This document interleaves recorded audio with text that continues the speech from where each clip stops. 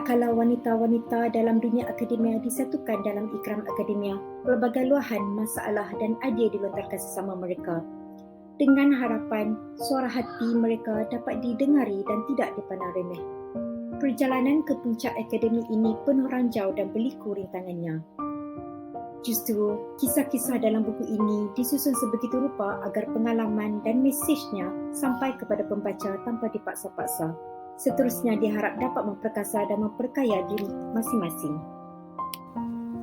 Iqra, sebuah perjalanan ilmu, mengisahkan kisah seorang ahli akademik baru yang berusia 5 tahun.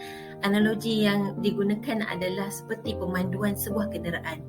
Tetapi dalam dunia akademia, ada kala kita memandu di dalam trek perlumbaan. Semuanya perlu tangkas dan pantas.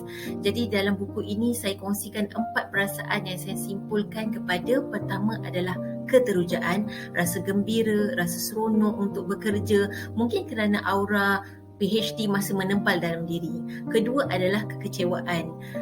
Menjadi ahli akademik tidak akan lari daripada rasa kecewa, marah, hampa dan sedih. Mungkin disebabkan oleh pencapaian-pencapaian yang tinggi yang perlu dilaksanakan. Begitu juga dengan dilema seorang ibu bekerjaya untuk menyeimbangkan antara keluarga dan kerjaya. Ketiga adalah muhasabah diri. Self-reflection adalah satu usaha yang baik dalam siri-siri kekecewaan, kesedihan. Kerana kekuatan spiritual dan kejelasan matlamat wajar dijadikan suluhan dan panduan dalam pemanduan dunia akademia. Dan akhir sekali, bangkit dan terus memandu. Itulah hakikat manusia sebagai hamba dan khalifah di muka bumi ini, seperti mana yang dinyatakan di dalam Al-Quran surah Az-Zariyat ayat 56.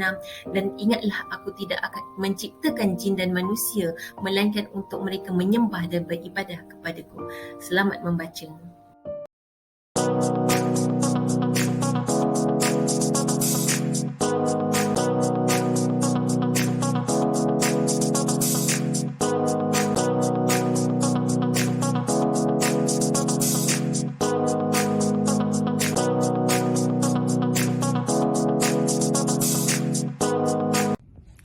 Assalamualaikum warahmatullahi wabarakatuh.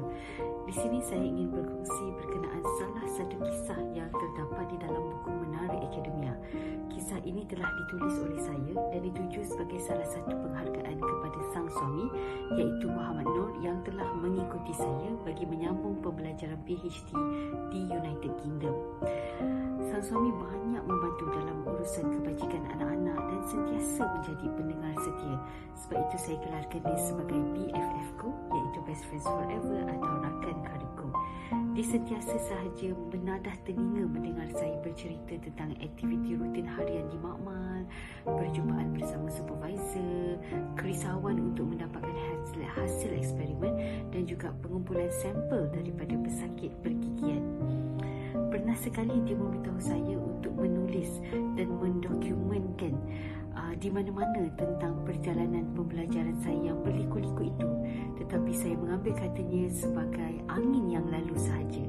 Selepas tamat pembelajaran, baru tersedar untuk menulis kisah penghargaan bagi pasangan yang banyak membantu dan berada di samping diri ini sepanjang perjuangan untuk menggenggam ijazah PhD. Nak tahu lebih lanjut tentang kisah saya, boleh dapatkan buku Menara Akademia, Gading Mana Yang Tak Retak. Sekian.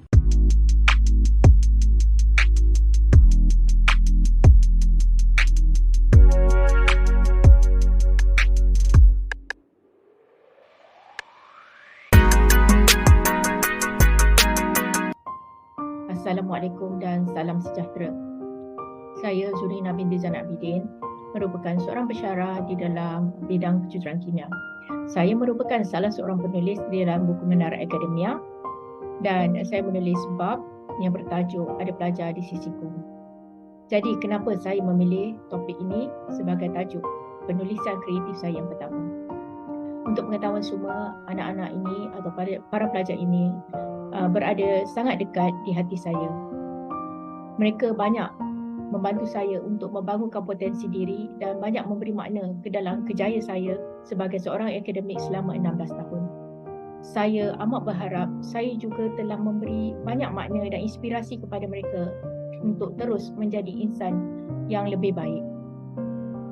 Akhir kata, melalui penulisan ini saya menyeru semua para pendidik dan pensyarah untuk terus kekal berada di sisi anak-anak ini untuk membimbing mereka, memberi inspirasi, dorongan agar anak-anak ini berjaya dalam bidang yang mereka ceburi dan menjadi insan yang bermanfaat kepada semua.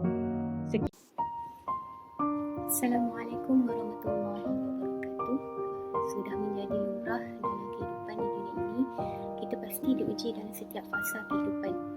Sama ada ujian itu datang dalam bentuk kesusahan ataupun kesenangan. Setiap orang memiliki kisah perjalanan PhD dan permulaan karier masing-masing. Yang sering kita dengar adalah kisah manis di akhir perjalanan. Namun tidak ramai yang tahu kisah pahit di sebalik manisnya sesuatu kejayaan yang seharusnya boleh dimanfaatkan dan dijadikan teladan. Melalui buku ini, saya ceritakan tentang pelbagai pengalaman suka duka pasangan suami isteri, iaitu saya dan suami, menyambung pengajian sarjana dan kedoktoran di negeri matahari terbit, serta cabaran 5 tahun pertama memulakan karier sebagai pensyarah di Malaysia. Di kebanyakannya adalah pengalaman pahit yang mendewasakan. Ujian language barrier walaupun fasih berbahasa Jepun, ujian kewangan, ujian kesihatan tanpa henti, rahmat anugerah anak ketika tahun pertama PhD, kejutan budaya kerja, kejutan sistem pendidikan selepas 10 tahun menuntut di Jepun daripada degree, dan pelbagai lagi sehingga salah seorang daripada kami diserang panic attack dan didiagnos memiliki mental illness.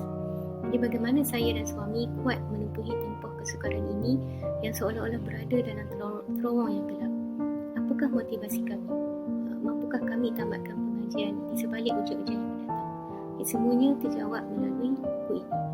Sedikit yang saya boleh kongsikan di sini, kunci utama kejayaan kami keluar daripada terowong gelap dalam setiap fasa kehidupan adalah sikap saling toleransi, saling menyokong dan juga ibadah bersama. Jagalah Allah, Allah pasti menjaga kamu dan keluargamu. Tahun-tahun mendatang pastinya tidak akan lari daripada sebarang ujian dan cabaran terowong kegelapan. Namun insya-Allah ia tidak akan mematahkan semangat kami untuk terus menyumbang kepada masyarakat dan negara melalui bidang akademik ini. Yakinlah, cahaya di hujung terowong itu sentiasa ada dan menanti kita semua. Teruskan perjuangan sehingga kematian bertandang. Assalamualaikum warahmatullahi wabarakatuh.